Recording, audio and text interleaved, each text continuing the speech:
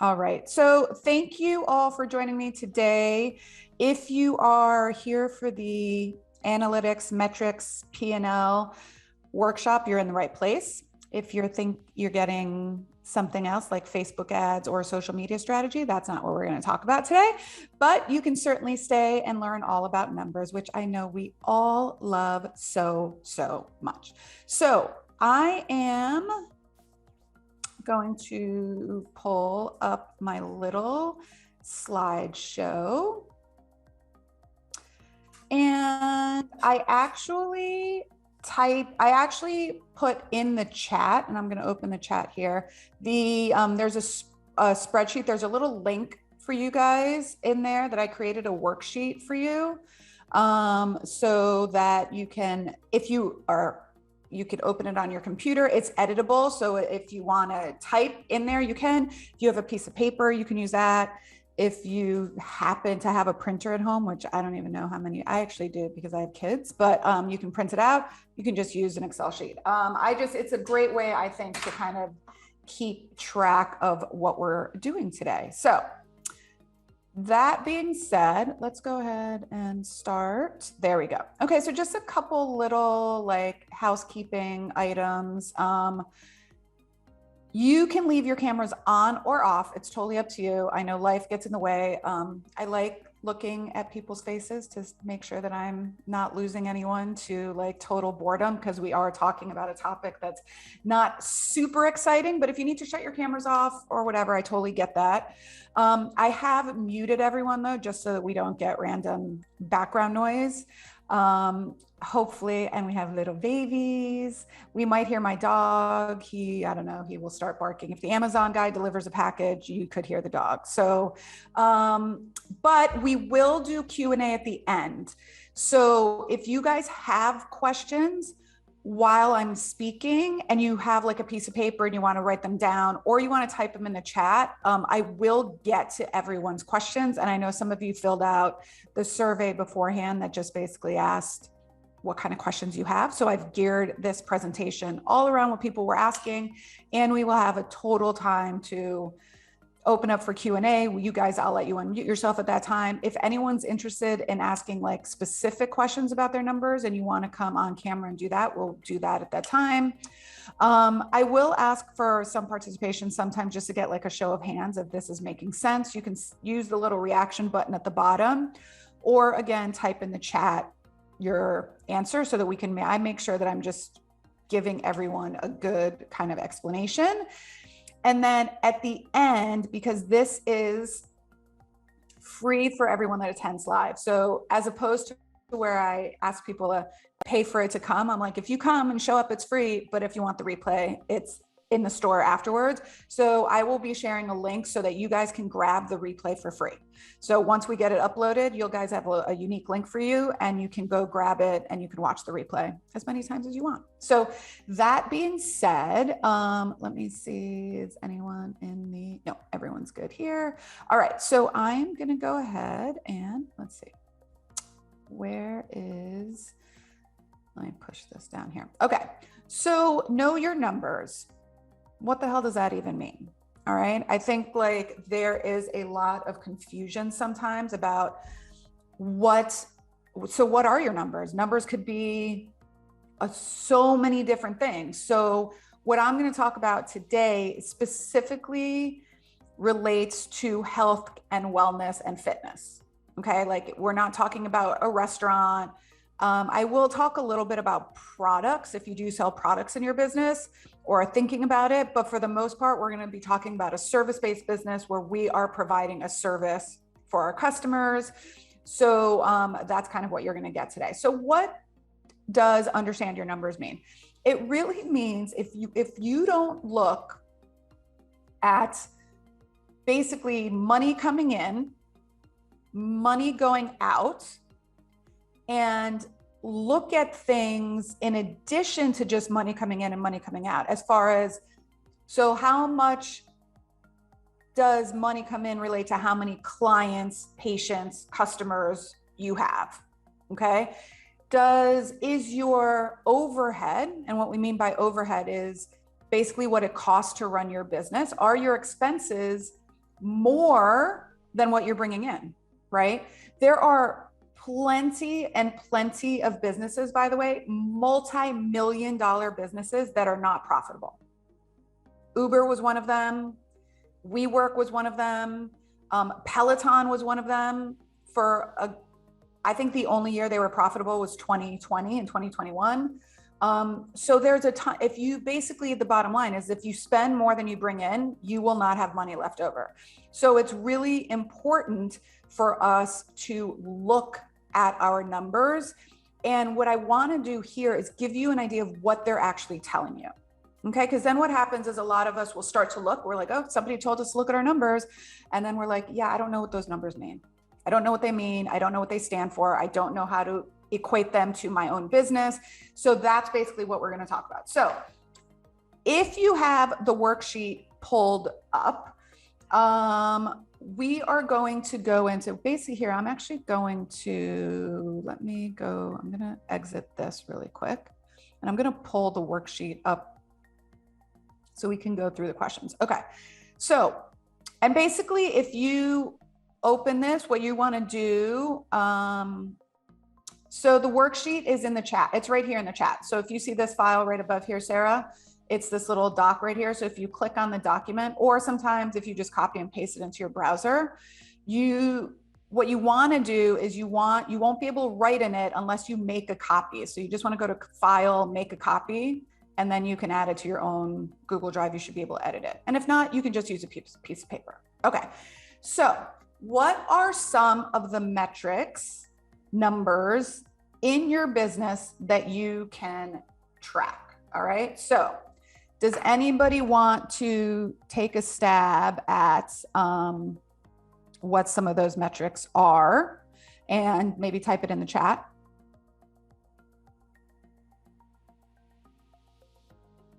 Danielle, I know you know what some of these metrics are. Oh, hold on. You can unmute yourself, I think. I'm sorry, my internet's down at my house, so I'm like on my phone. Don't worry. I know, because we just talked about it. Oh, so some people are answering. Rent, supplies, yep. Patients seen per day, new patients per month, patients per week, exactly. So what I'm going to do now here is I am actually going to, let me see. I'm going to, hold on. I want to actually open this.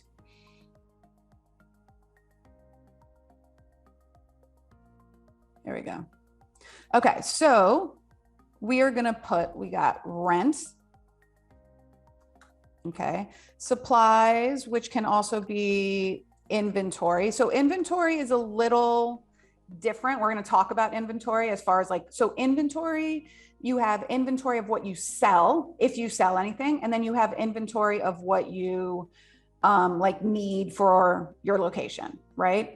Payroll, Gretchen says payroll. Yep, that's a big one. In our business, that is a huge one in the service business. So, and then cost of goods sold. Yeah, so cost of goods sold, Gretchen, is great. So that is a little bit of your payroll in our industry, cost of goods sold, okay? We have gross revenue. Yep, so we're gonna talk about that. Okay, we have gross expenses. Yep. Taxes, I'm gonna put that in capital letters, okay? We're gonna talk about taxes. And let's see, we had new visits. So I'll just say visits depending on what kind of practice you guys have.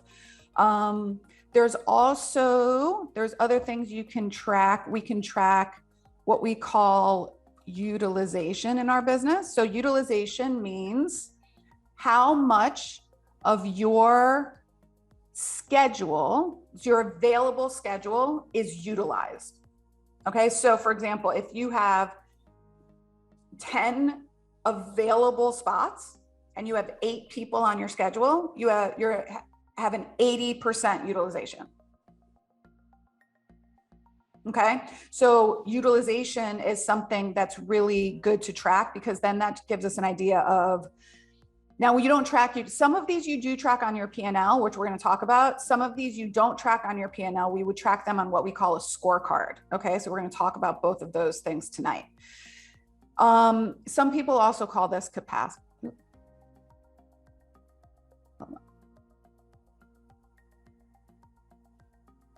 Capacity.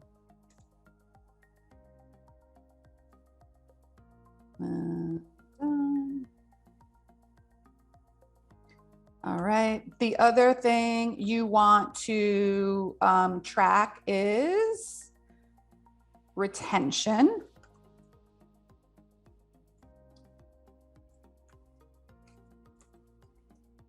The other thing we talk about is conversion. So conversions is something like new clients, like intro offers to memberships. Let's say that, like something like that, right? Okay, and we'll talk all about these. We'll go in detail about them. And then lastly, I would just say, a big one that we didn't have on here is net revenue, which is profit. I'm going to put that in big letters.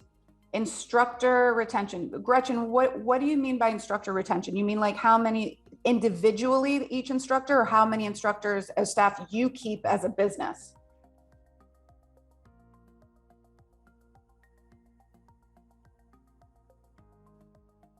You can type it in the chat.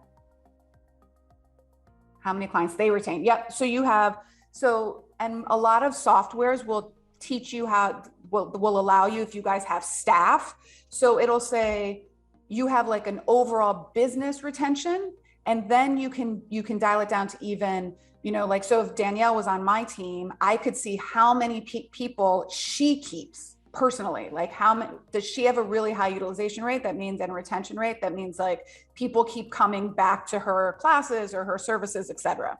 All right. That is actually a way that in our business, we actually give pay increases based on people's retention. All right. So it's a way for them to make more money. Melissa said insurance, medical services plus liability. Yep, exactly. Insurance is a big one. So that would be like general liability insurance. Okay. That's like, so you have that. You can have professional liability insurance. So those you can have in there. Now, okay. Now we're going to go to this next page, if I can get it on this next page. Now I want you guys, ladies, I should say ladies. I want you ladies to tell me what you, like, type in the chat for me, or write it on your paper. What are you actually tracking? So not what can we track, what are you actually tracking? And if it's nothing, you could say nothing. I mean, I think for the first 3 years of my business, I was like, I don't know. I just have a bunch of numbers here. I have no idea what I'm doing. Profit and loss, growth. Oh, good, Melissa. Are you actually tracking growth? I like that. Revenue, good. Visits per week and month, that's awesome. Excellent. Hey, little one. I love littles. I love littles. Mine are so old, they won't even be near me anymore. Client retention, I love that. Yes, exactly. Perfect. Monthly memberships, good. The other thing, so with that, Gretchen, too, are you tracking kind of how many you sell as well as what we would call churn, like how many are being canceled every month? Sarah says taxes, quarterly payment, visits per week, visits per month, and then new patients per month. I love it. These are all great, great things. So by a show of hands, if you understand what your numbers are telling you, you can use a little emojis, you can say, and raise your little hand at the bottom. If you go on where the reactions button is, you can raise a hand. If you understand what your numbers are telling you, raise your hand. Gretchen gives me a thumbs up. I love it. New memberships and existing, she says, every month. That's great. So there is a big difference between tracking your numbers and really understanding what they're telling you. Okay. And for a long time, I started tracking them and I was like, I don't know what these mean. I don't know what these mean. I don't know what to do with them. And then I just started tracking more and more and more numbers, and I was getting more and more and more confused. So what we're going to go over today is basically what the numbers are actually telling you and what they mean. And then I'm going to let you guys like ask real questions. And I'm very, very transparent with how I talk about numbers and all of that. And so I'm going to hope that you're going to walk away with this with a better understanding of at least if one thing you're like, oh, that's what that means. That would be my ideal goal. But even more so like, okay, I don't feel as lost anymore. So let me go back to my slideshow. And, okay. All right. So here we go. Can you guys actually see that? Is that kind of small? I don't know. I'm like, it's kind of small. You can see that a little bit. Okay. I can always try to blow it up a little and just share the document itself. Okay. So this is what a P&L stands for profit and loss. So basically it's like what you get to keep and what you lost. All right. So it's profit and loss. That's what a P&L stands for. So on the top of your profit and loss, and some people even just do this, by the way, with a spreadsheet. I am 100% going to recommend, excuse me, that invest in a platform. I know sometimes it seems like a big investment, but if you're doing anything over like $50,000 a year, $60,000 a year, you should really invest in a platform. I use QuickBooks. I think it's the best. There's some other ones out there for smaller businesses, but I love QuickBooks, and you can do QuickBooks online. And so this is basically what it looks like. So at the top of your profit and loss, you have income. So income is anything that you bring in. All right. So you see here, do you see here how they have it different? They have it set aside from sales and services. Now you can get, by the way, super, super granular in here on your P&L if you want to. You could actually have like, if you're a Pilates studio like Gretchen, you could actually have like how many 8 class a month memberships does that bring in? How many 20 class a month memberships? How many private sessions? Okay. If you're a physical therapy practice owner, you could say like, how many, if you sell packages. I keep it pretty general, and we just do, so we do break it down per location though. So we have multiple locations. So I do break it down per location so I can see how much revenue each location is doing. And then we also have, under additional income, we have a teacher training program. So that goes under a different revenue stream. And then also the all of our Beyond the Movement mentorship programs, the FitBiz Foundations, which is some of the people that are on the call are on now. That is another revenue line. So I can see how much does our coaching and consulting bring in? How much does our teacher training bring in? And then how much do the brick and mortar studios bring in per location? Okay. So at the top, you have total revenue, excuse me, which is called the top line. So if you ever hear people say, oh, what's your top line? That's what this is. Why? Because it's on the top, it's the top line of the P&L. That's why it's called top line. Okay. Then you have, so down here, I'm going to show you another one in a minute, but some people just have all the expenses together. You can see down here, they have wages and whatnot. I recommend that you have what Gretchen called the cost of goods sold. It's also pronounced COGS, which basically means how much did you have to pay to deliver the service?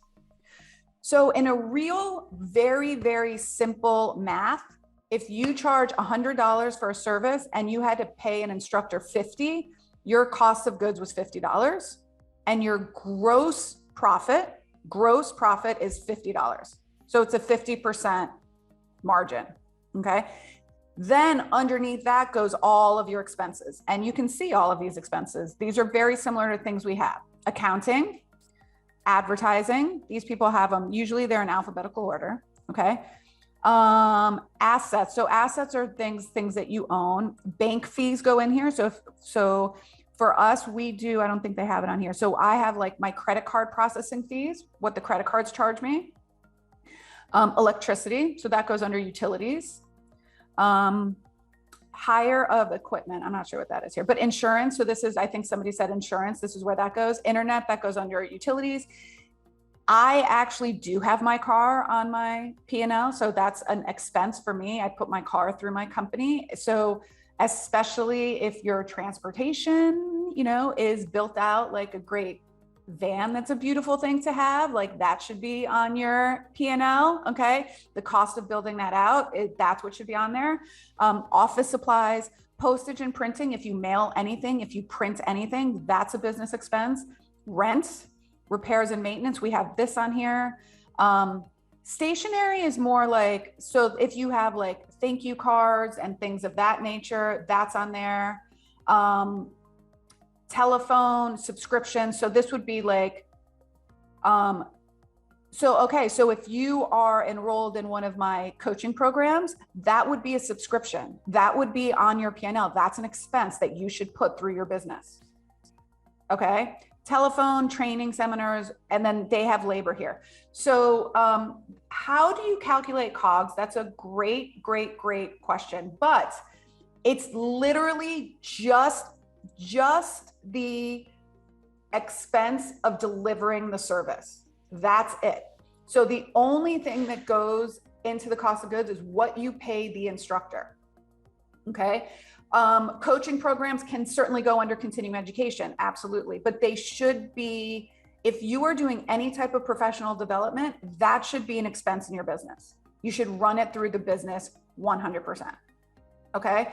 So we don't like rent, equipment, that stuff is not part of cost of goods sold because it's not directly related to the delivery of the goods. So if you took it in terms of a product, imagine you were selling a candle and it cost you $10 to have the candle made and you sold it for $20.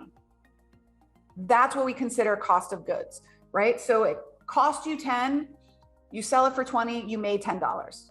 And then, but that's the gross margin. What you actually get to keep is where we come down here, oops, and we have the bottom line, which actually should be here. Okay, the bottom line should actually be this one right here. Okay, it's off on the wrong number.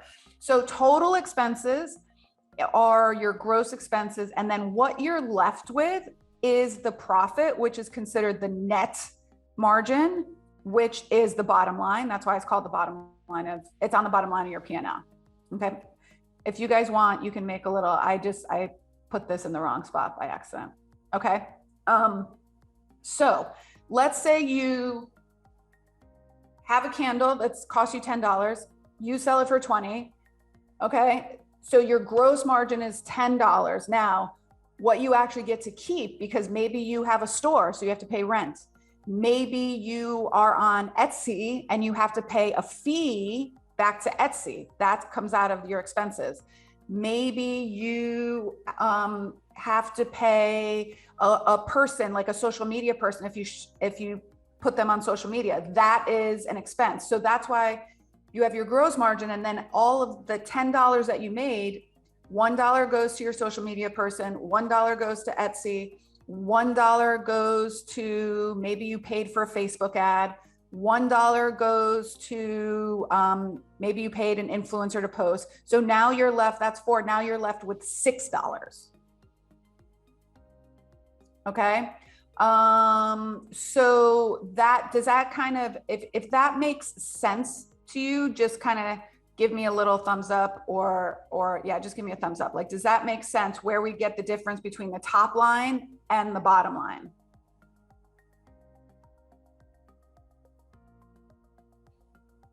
And if you need clarification, let me know, because I don't want, everyone says thumbs up, good. So now when you're talking about checking out other competing businesses, I do put that on my expenses. Like if I go to another Pilates studio and I buy a class, I will put that on my expense. And then I let my accountant tell me how much of that is a write-off.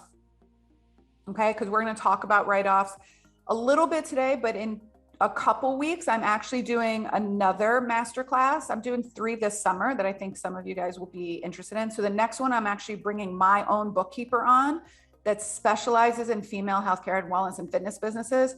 And we're all going to talk about like, what are write-offs, what are not write-offs, the difference between contractors and employees, operational expenses, the difference between a balance sheet and a P&L, how you should pay yourself, S corps, all that kind of stuff. So we're going to bring the Herb on, I think it's on June 6th. Okay.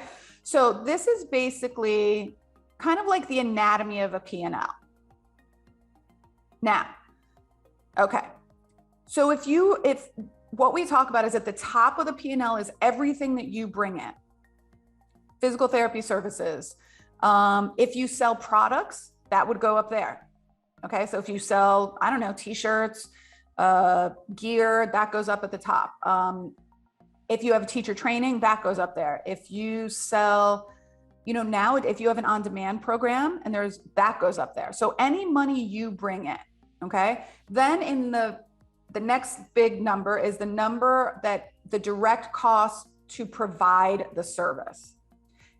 Now, how many of you on this call, and you can give a raise of hands or a thumb up, how many of you on this call pay yourself as the person providing the service?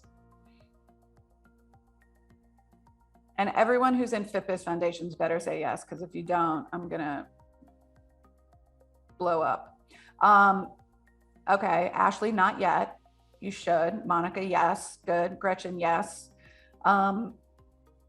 So I recommend, because if you think about it, Ashley, if you had to hire somebody to provide the service, you would have to pay them, right?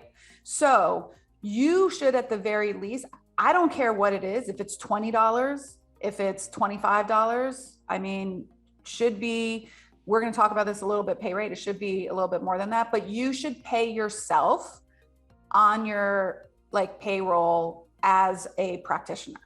Okay. Because again, if you had to hire somebody, you would pay them and you're providing the service. Okay. Then the other business expenses, this is again, why I really love your business model, Ashley, too, is because you, Danielle, sad face, you're so funny. Because you don't have a ton of overhead because of the way you've created. So some people, they've said to me, should I really go get a brick and mortar? I think that, I don't want to be really mobile anymore. And I'm like, let's really look at your numbers, because being brick and mortar, you have a ton more overhead that, by the way, doesn't go away.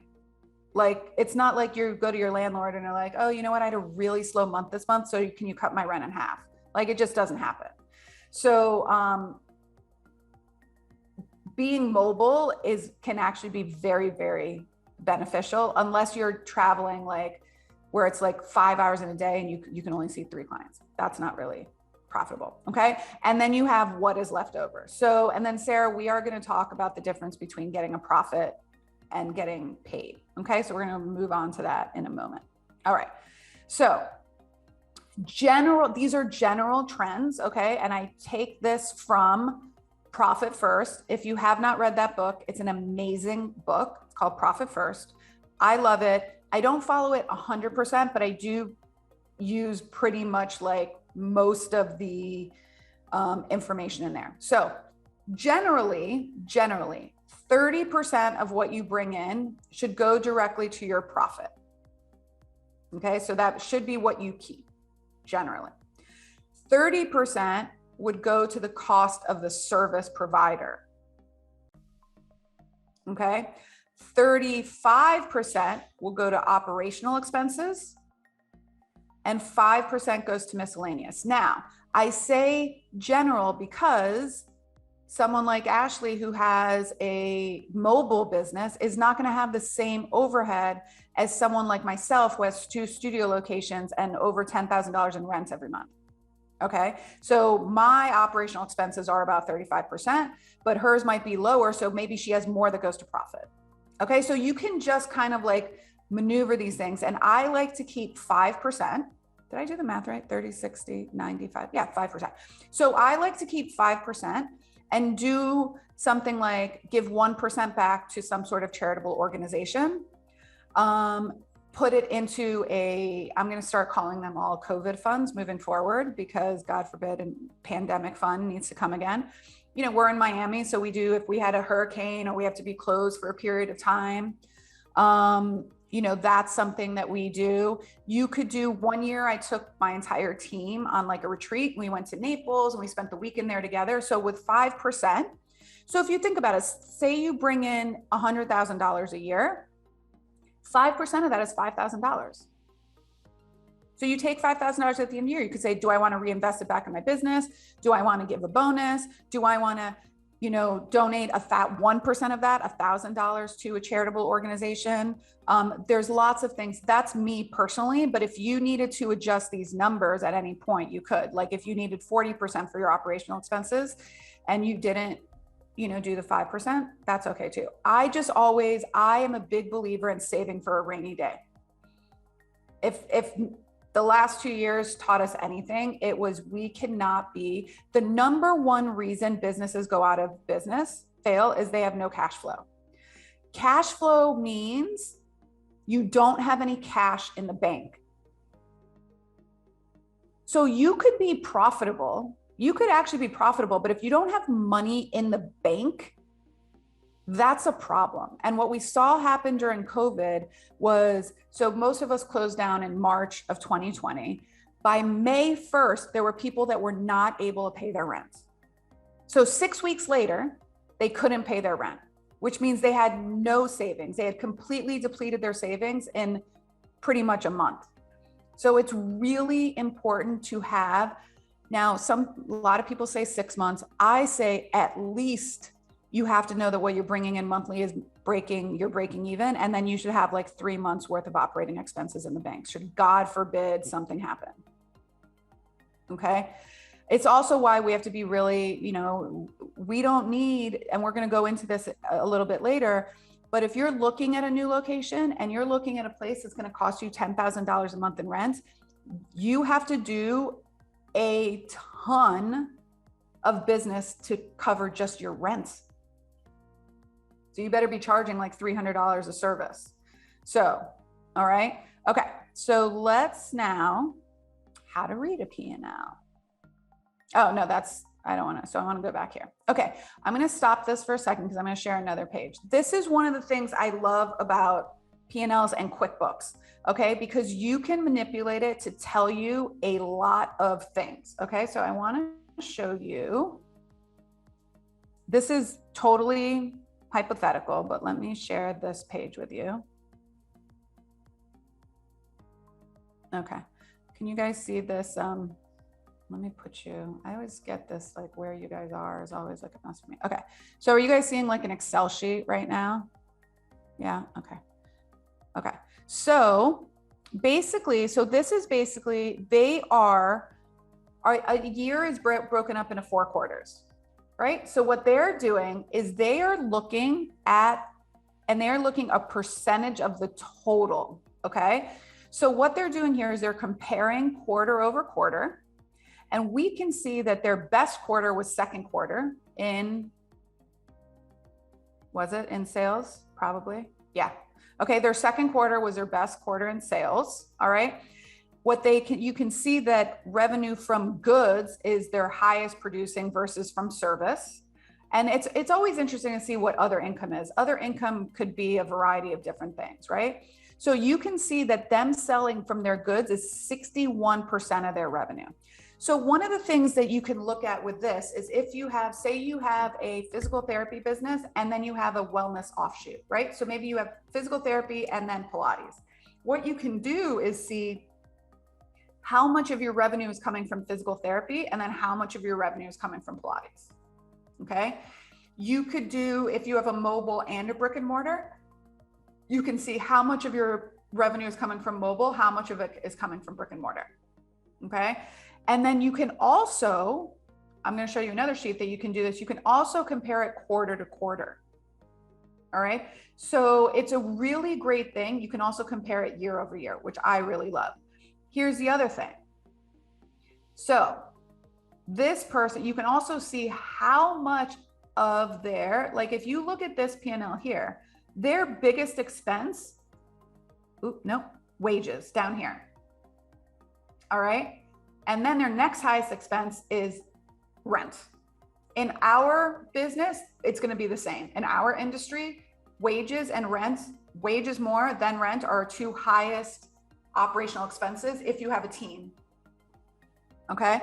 Now, if you start to see that this number, wages, starts to get up to 50%, 60%, you will not be profitable if your wages are over 50% of your expenses.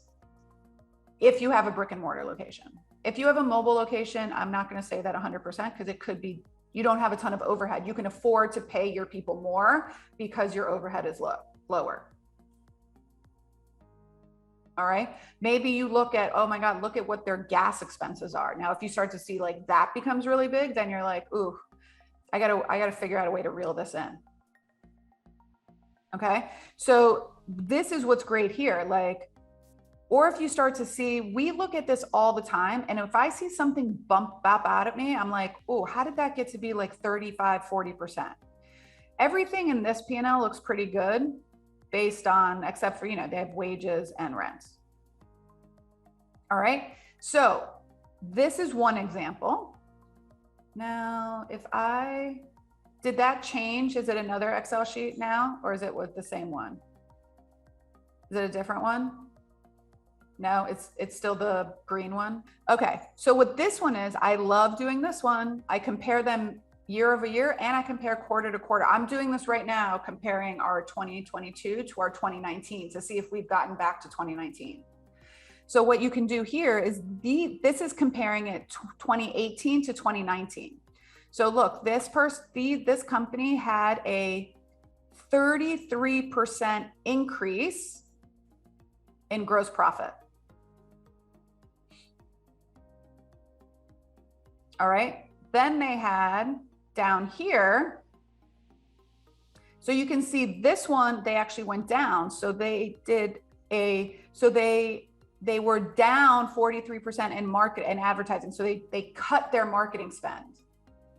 All right. Same here. They cut their suppliers. Same here. They paid down some of their debt. Here's another one. What was that one? Office expenses. Maybe they were like, hey, listen, we got to stop buying 17,000 rolls of toilet paper.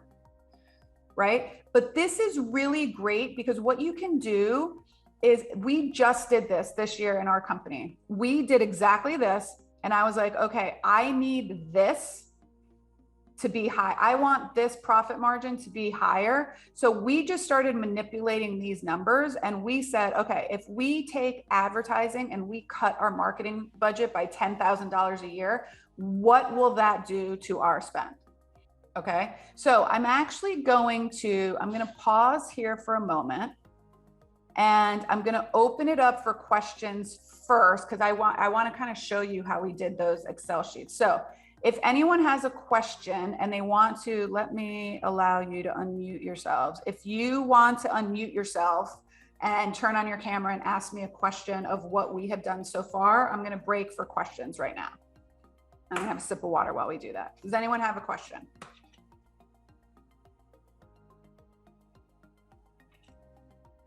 No questions? Is everyone asleep? Did I put everyone asleep from the numbers? Now I'm going to have a sip of wine.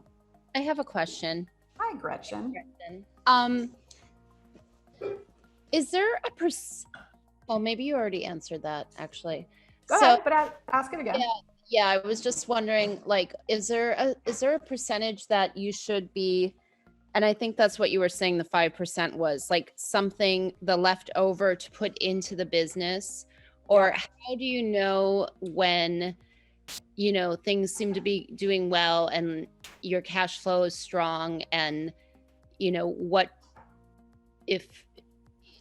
to do with, Yeah, when you're ready, when you're ready to invest. That's a great question. I believe in, so there's two answers to that, really. If it's something that you think is going to skyrocket your business, right? I'm a big believer in find a way to get the investment, to make the investment. You can do stuff like, you can get a small business loan, you can get a line of credit. That's being said. Now, if you're ready to the point where you're like, you know what, I think the business is doing well. We're hitting a good profit margin. I want to start putting away money for reinvestment.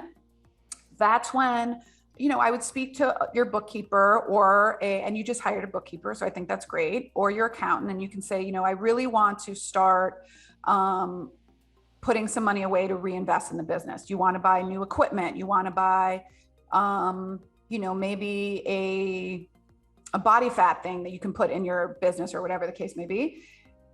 They will usually be able to tell you how much cushion you can start saving without dipping into your profit. So we just started doing this right now. We finally feel like we're clear of like our debt and everything. So we started so now I do a 5%, like I call it a miscellaneous. So like at the end of every quarter, I take 5% of what's in my account and I put it towards my savings, right? And then I take 5% and I put it towards I call it just like a wish list account. So like if I want to do if I want to invest in my professional development and want to do like someone's course, that's $10,000, then I wait until that account gets to $10,000 that I can spend it. Okay. Or if I want to buy a piece of equipment, like a new reformer, that's $3,000, I wait till that account has that money in there so I can spend it. Okay. So that's what I would say. I would say once you hit your, the profit margin that you want to be at, and in healthcare and wellness, fitness, healthcare and wellness, for brick and mortar locations, brick and mortar means that you actually have a physical space that you go to. It ranges from, like 10 to 15, 8 to 15%. Okay. It's not like 30%. I mean, some mobile practices are 30%, but it's usually like 8 to 15%. So if your numbers are like at 15% net margin, you're getting that much in profit, then I would start saying, let's put aside some for reinvesting into the business. Does that make sense? Yes, that makes a lot of sense. Thank you. You're welcome. Another question that is kind of tied to that. Regarding like a loan, I received a EIDL loan, Yep. small business loan with the pandemic. And I took it, I actually asked for less than what they offered me because I didn't need as much as they offered me. And also looking at the fine print, like basically all of my equipment would be collateral for the bank. Oh, yeah. Yeah. So I took a lesser amount where there was no collateral.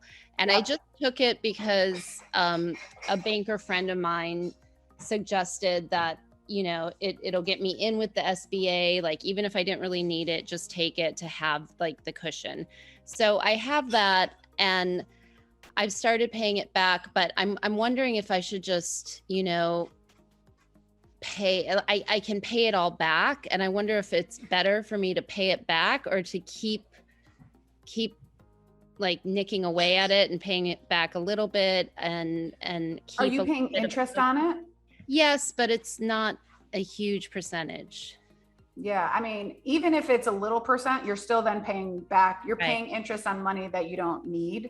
So you could, I don't know if there's a prepayment penalty. That's something you want to look into too. But we are trying to pay down our, we don't have a loan. We have a line of credit that we were able to take out against the business. And we're trying to pay that down to be done, by the end of 2022, hopefully. So I would, again, unless if you need the money to put towards marketing but if it's just sitting in the bank and you're not using it, then you're paying interest on the money you don't need.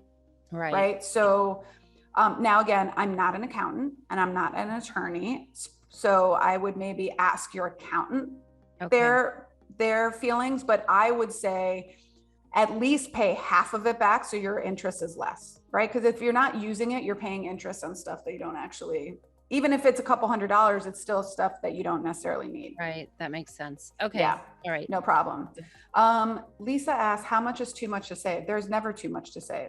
The only thing I would tell you if you're saving too much is if you're not investing in the business because you want to create a huge chunk, a huge cushion, but there's never, I don't think you can ever have too much savings, provided you're paying yourself, provided you're paying your expenses.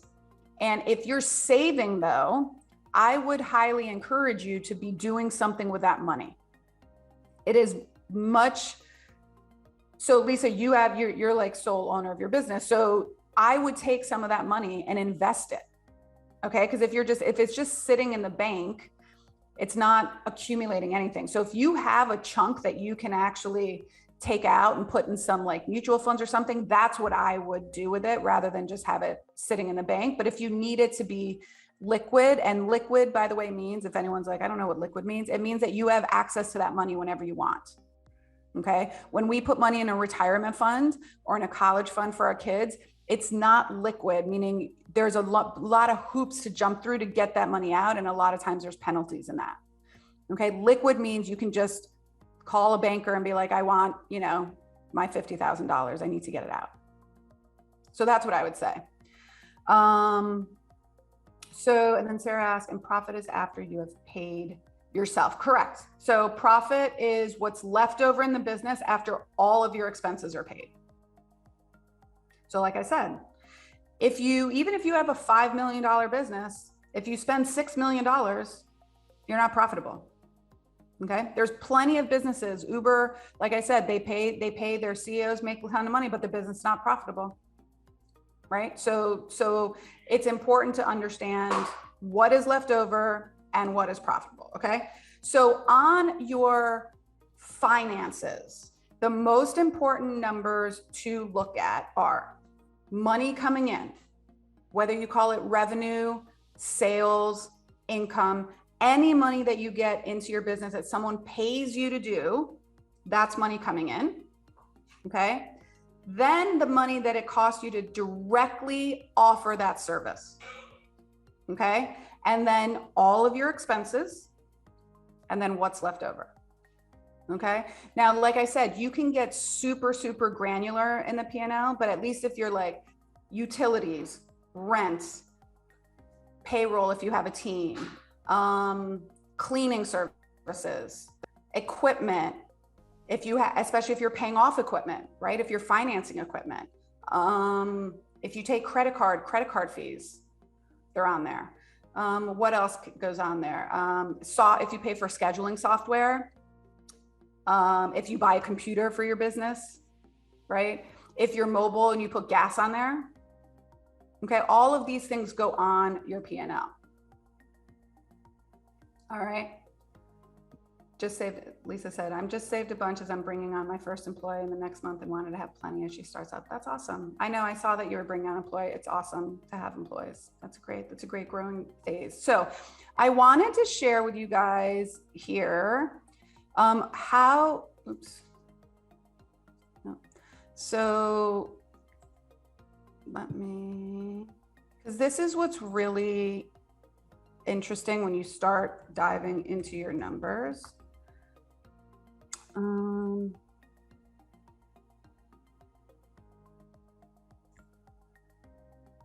Okay, so this is this is fake, meaning it's no longer valid, but that means I can mess it up because they hate when I go into our things because I start playing with numbers and I mess up all the things. Danielle, I'll get to you in a second. I saw you raise your hand. Okay, so this is basically, so you can see here, cost of goods sold. Okay, now This would be one of our locations, right? Say we charge an average of $30 a visit, an average of $125 per private and $150 for a PT. Now, these are our assumptions, we call them. Okay, so say we have 325 spots available in class and we think we're going to fill 80% of them. We have 50 available for privates and 22 for PT visits. All right, you take in all of your income. This is cost of goods. This is our gross margin. That's a good gross margin. If you can have a gross margin over 60%, that's awesome. If you can have a gross margin over 70%, you're crushing it. Okay. And then SG&A basically just means like all of your other expenses. Okay. You have rent, marketing. So down here, this looks like we have a 23% profit margin, which is really good. That means what we keep 15,000, we bring in 67,000 every month and we keep in 28. This is really good. Okay. And then you can see over the year. Now, what if we said that we only get in 60% utilization? So that means we get like, hold on, all right. So that means we get 839 people in instead of 1,100. And what if we only get 70% filled of all these 50 spots? Now look what happens to our profit margin. It went down to 10%. So we lost almost $8,000. Okay. Now, what if we said, okay, this is how much is coming in, but what if we cut our marketing spend and we didn't spend any money on marketing? I don't advise that. Okay. Now look what that does. That puts us back up at 19%. So what's great about looking at this, then you can say, oh, what if we moved into a place that was only $5,000 a month? Okay. Now we're at a 21%. Right. So what these numbers are actual. So like, we have, like 8 spots in a class and we have 25 classes a week. So that's how many spots we have available. I'm not making it up, right? So for example, let's say that you only had 10 spots available a week because you're a solo practitioner. You can play with these numbers to see like exactly where you need to be. So you can tell yourself, oh, I need to see 10 people every week so that I can break even. Or I need to see 12 people a week so that I can turn a profit. This is what the power of numbers can do for you, right? Here's another scenario. What if we changed this and said, let's say our average, well, let's not do that. Let's say our average, let's say we wanted to change our prices to even 165. Okay, that brought us up to 22%. Okay, so sometimes we always do this. So if I'm like, I want to do a price increase and it only moves the needle 1% in my business, I'm like, it's not worth the headache of doing a price increase. If I'm going to do a price increase, I'm going to make sure that it moves my profit margin at least like 5%. Okay, so that I don't want to, fight with people over like if it's only going to make a 1% difference. All right, so I'm going to come back to you, Danielle. So I'm going to, let me go here to what my next, okay. So I'm going to move away from the P&L just for a second.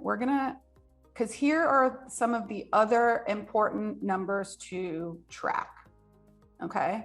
So besides your revenue coming in and revenue going out, we want to track metrics that tell us exactly how our business is doing. Okay. So tracking things like active clients. Active clients means how many people are consistently actively coming to your business.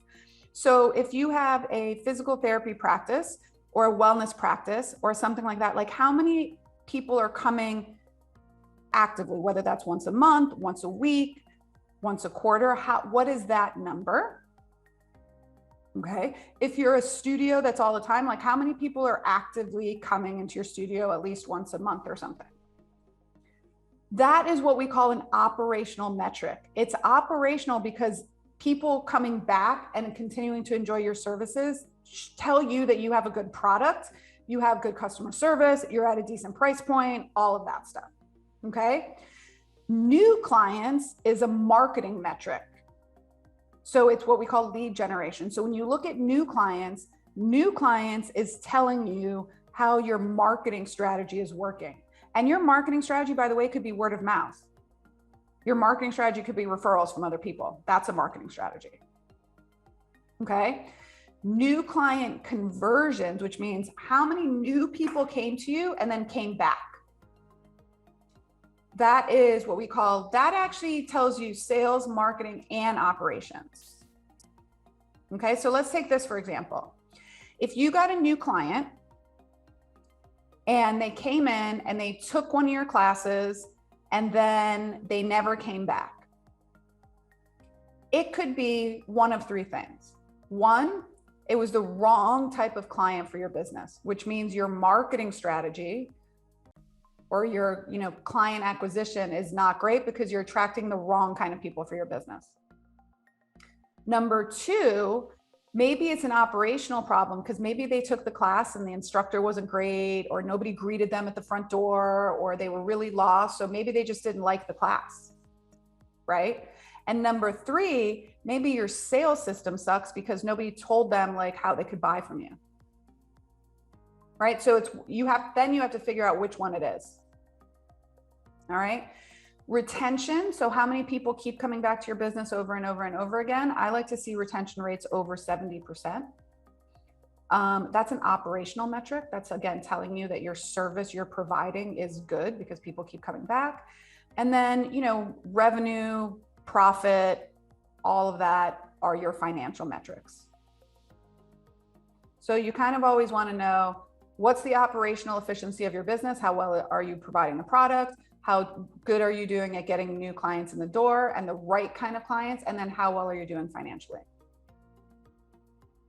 So three kinds of metrics. So if you're only tracking gross revenue, money coming in and money going out, you're only really tracking your financial expenses. You're not really tracking like how the business is doing. It's not going to tell you, it's not going to give you enough data to tell you like why more money is going out than it needs to be or why not enough money is coming in.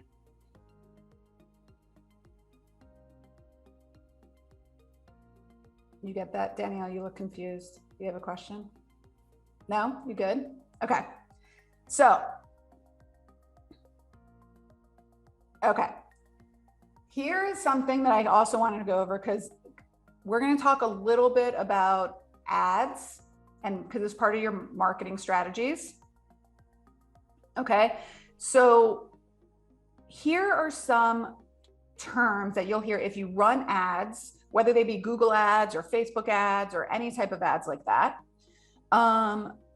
Cost per impression. And this is where if knowing gives you a big leg up because it will keep you from having somebody take advantage of you. So cost per impression means that you are being charged every time someone looks at your ad. All right. I don't love cost per impression because lots of the wrong people could look at my ad. All right. Cost per click means that you get charged when someone clicks on your ad. Whether that's Google, whether that's Facebook, sometimes on YouTube, they'll have them. That is, they click on your ad. Cost per acquisition is they actually bought from you. Okay, so that means they went through this whole process and they purchased something. That is cost per acquisition. So I like cost per acquisition as a great metric because that's really what I'm leveraging. I'm trying to leverage sales. Okay. Now, cost per impressions are usually really, really low. Cost per clicks are a little higher. And then cost per acquisitions are usually higher. So you can get Here's the way you want to look at cost per acquisition. If it costs you $50 to acquire a client, so your ad spend would be $50, but they spent $100 with you, would you consider that a good cost per acquisition? You just doubled your money? I would. Okay. So you can go, again, this is why it's really good to look at your numbers. Okay.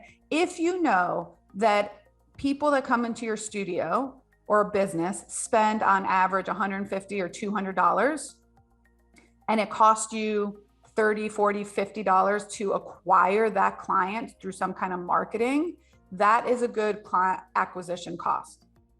If you went to Vegas and you put $50 on the table and you got it walked away with 150, that's a good return on your investment. Okay. Now, when you're looking at your ads, here are things that will tell you exactly what's working and exactly what's not working. Okay. If you have a lot of people that click on your ad, whether that's on Google or whether that's on Facebook, that means that whatever you're offering or saying to them, your message there is resonating with them. Okay. Your message is resonating. It's doing well, whether it's a video, something is clicking with them that makes them want to learn more. If you're not having a lot of clicks on your ad, it's usually something wrong with your messaging. It's not enticing for them to click on it. So you're either going after the wrong audience with the wrong message, or you're going after the right audience, but with the wrong message. Okay. Now, if you get lots of clicks on your ad, but when they click over to your landing page, no one is taking action over there, then that usually means that there's some disconnect between what your ad was telling them and what your landing page is saying. So let's say, for example, you have an ad on Google that says #1 Pilates studio in South Miami, classes every day of the week, and they click on that ad. They're interested in learning more, but maybe they go to your landing page and now what you want them to do is book a class, but there's so much stuff on the landing page, they can't figure out what to do. They're not going to click. So if you have good clicks on your ad, but not good clicks on your landing page, then there's something wrong with your landing page. You got to figure it out. Okay. My recommendation, if you send people to a landing page from an ad, is that you have no navigation bar. So nothing at the top, nothing at the bottom that they can click off.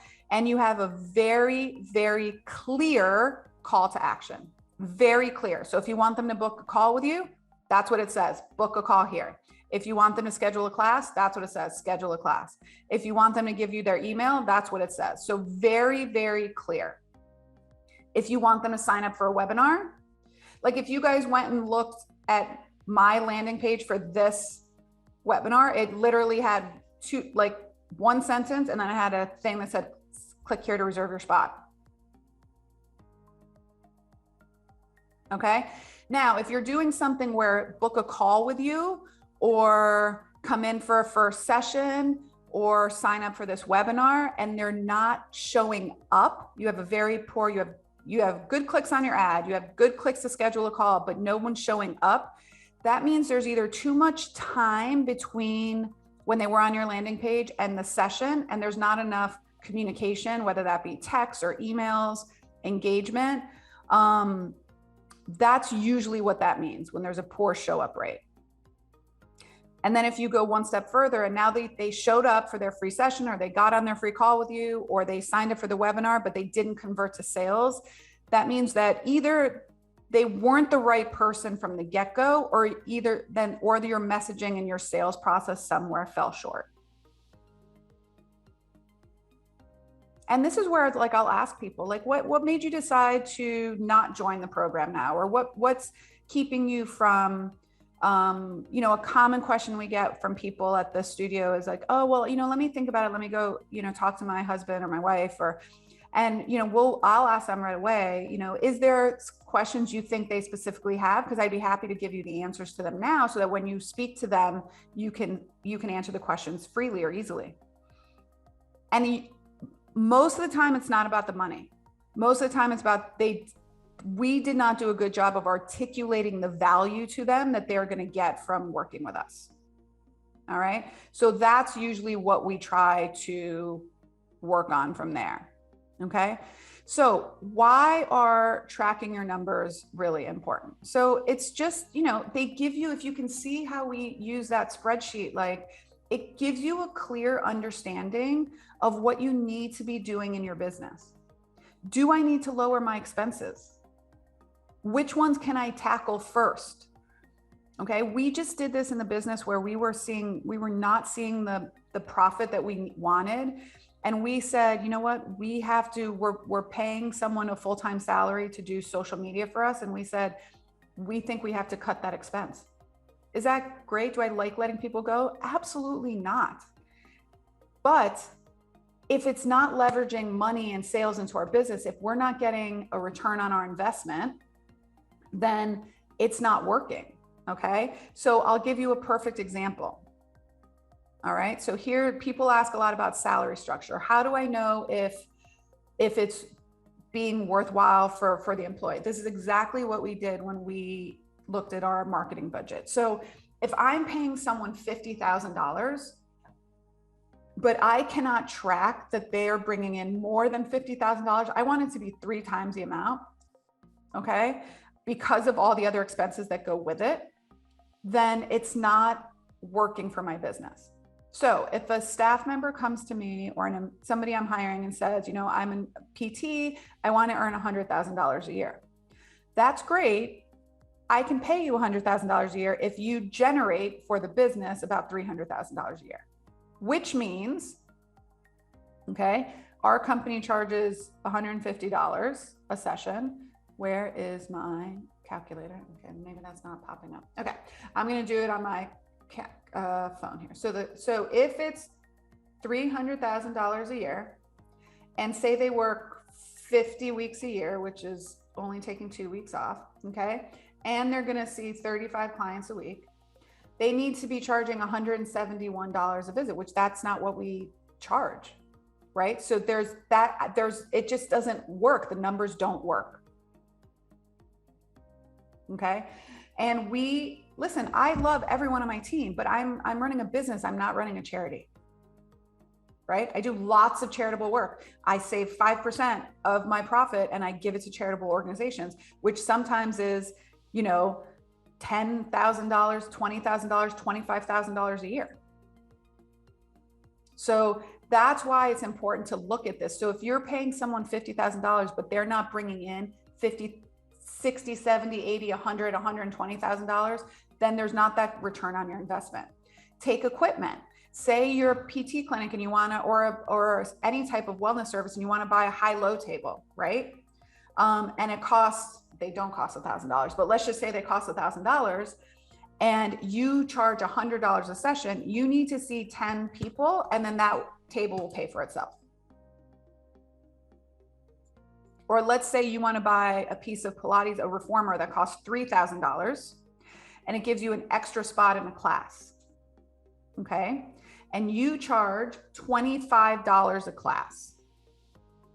So if you take $3,000 divided by 25, in 120 classes, the machine will have paid for itself. Now you say divided by, let's say you have 10 classes a week. That means in 12 weeks, in 3 months, that machine will have paid for itself.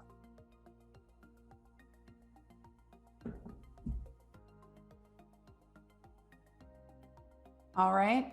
So I am going to stop. So let me just stop here. So my advice here is start small, but start doing something. And I'm going to open it up for Q&A now. So if you guys have questions about stuff, we can talk about it. Ask for help and ask questions. Ask your accountant, ask a bookkeeper, get a business coach, be in a networking group, right? Ask for help. It's okay. Be curious. One of the things I love about being a business owner, and it's one of the things I love about being a physical therapist, is it's like a puzzle to me. So if I can be like, how can I get 5% more profit in my business, right? Because I do amazing things with that profit. I'm like, which lever can I pull? It's the same way as like, how can I get this person to get, you know, be able to lift 20 more pounds pain-free? What can I do to allow them to get more range of motion? All right. I really encourage you to look at your numbers at least monthly. And if you have to look at them with a bookkeeper, have them explain it to you. You're paying for that service. This bookkeeper that's coming on with us in June 6th, she's amazing. She's my bookkeeper. I love her. And she specializes in female business owners. All right. And then always refining. Look at refining. Okay. So I'm not going to pitch you guys anything, but what I am going to give you is just like links where you can go find more information. Some of the people on this call are part of our FitBiz Foundations program. So if you're interested in learning about that, you can sign up at or you can look at kristagurka.com FitBiz Foundations. Okay. We did just start offering these services, which I'm actually super excited about. So we started like a fractional CFO product where you get to work with our CFO, Joshua, and we've invested in the software that we use for our own business, and we're using it for other businesses now, where we punch in all your numbers, and it talks to you about like what's a good budget for you now, forecasting out 2, 3, 4 years based on what your projections are. It helps you like decide where you can go up, what you need to cut, all of that stuff. So that's great. You can look on our website again if you're interested in learning more about that. And that's it. Have a great evening, everyone. I will chat with you all soon. Thank you for coming tonight. Bye.